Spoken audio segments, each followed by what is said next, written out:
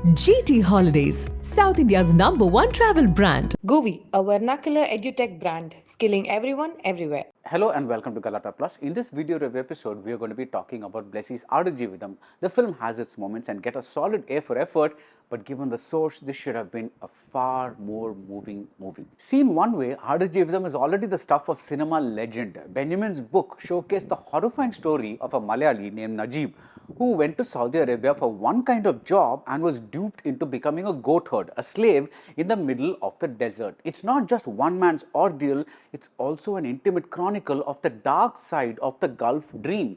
And then came Blessy and his many years of trying to get this project off the ground. And then there was the shooting over 5 years off and on.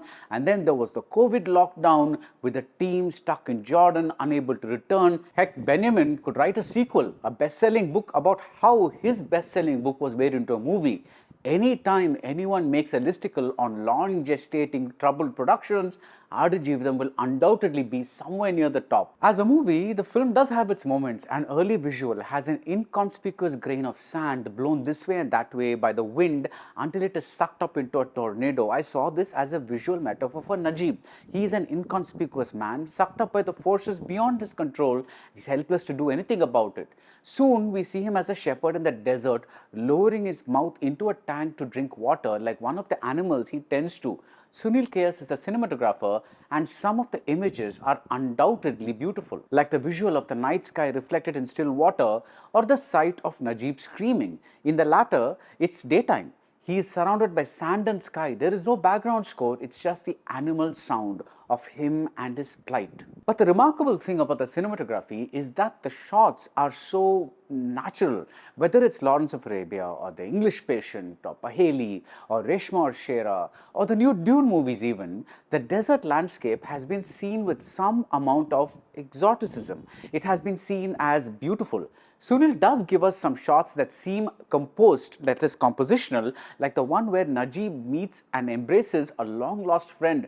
The film is in 2D, but this image looks three-dimensional. Najib and his friend are on one of the many dunes. The sky above pours sunlight through slits in the clouds, and in the far distance, down below, deep down, we see an all-terrain vehicle. But otherwise, Sunil does not prettify the desert, because what is pretty to Najib is not the desert but his home amidst the lush greenery and backwaters of Kerala, where his wife Amala in a brief role wears deep greens and gorgeous pinks. The saturation of the colors as opposed to the unvarying browns of the desert takes your breath away. And the masterfully chosen locations in the desert give the feeling of not being home. The imposing circle of rock formations around the shepherding area suggests that Najib is walled in, as though he is in the prison created by nature.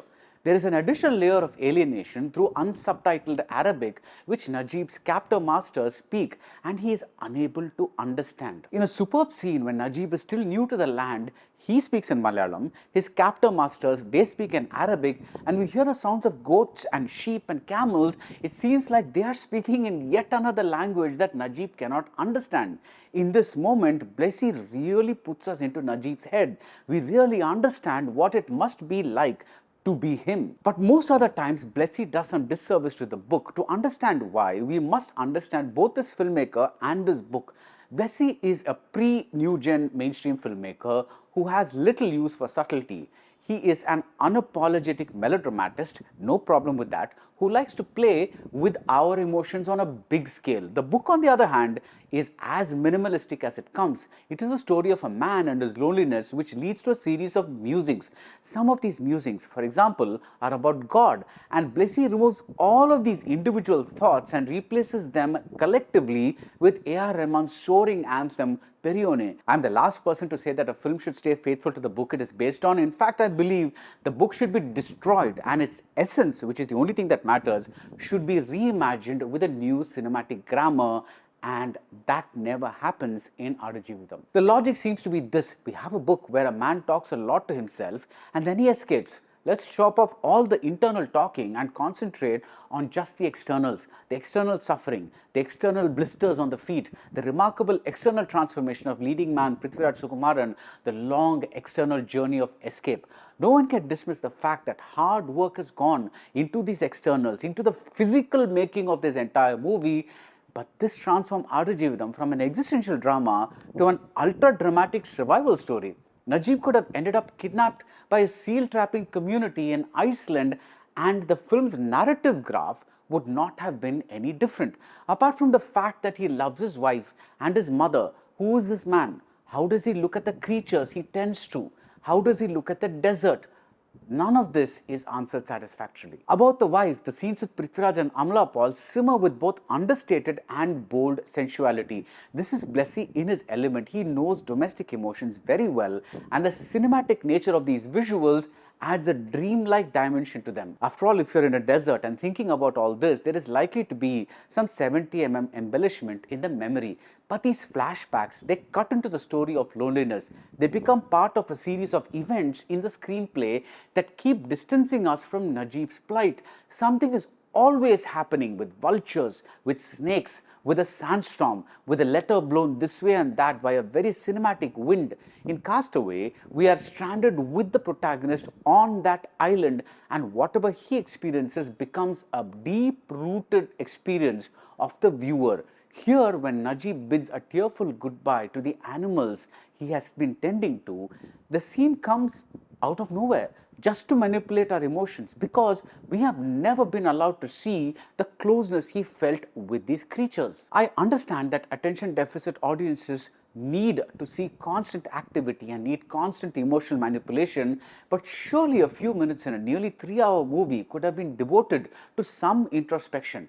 Rahman's score is huge and it inflates every emotion. When a simple train chugs into a small station in a small village, we hear a huge chorus. It's that sort of background music. We hardly need to feel anything because the music is doing all the feeling, all the emoting for us. With the exception of the wife, no character is established well. They're all chalk outlines.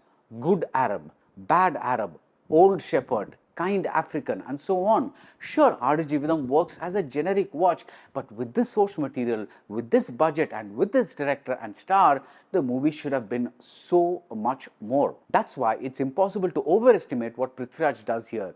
He's a strong, tall, strapping, handsome presence in the movies. He's someone whom strength comes easier than vulnerability. But despite inconsistent makeup, his commitment to the character transforms his energies. The scene where he has a bath after ages, it's Prithviraj like you have never seen him before. The scene where he hesitates before taking a can of milk to a tent, it's another scene where he does very little and yet the impact is so much. There are other places where the acting is visible, but that is also the way Blessy has envisioned this film and this character. There is no stillness. It's the director's prerogative to transform an internal drama into an overblown survival saga, but even on those terms, Aadujeevitham stays distant. We never connect to the character, we never connect to the protagonist. He is as much a mirage as something you'd encounter in a desert, so close yet so far. And that's it about Aadujeevitham. If you like this video review, do subscribe to Galata Plus and see you soon at the movies. GT Holidays, South India's #1 travel brand. GUVI, a vernacular edutech brand, skilling everyone everywhere.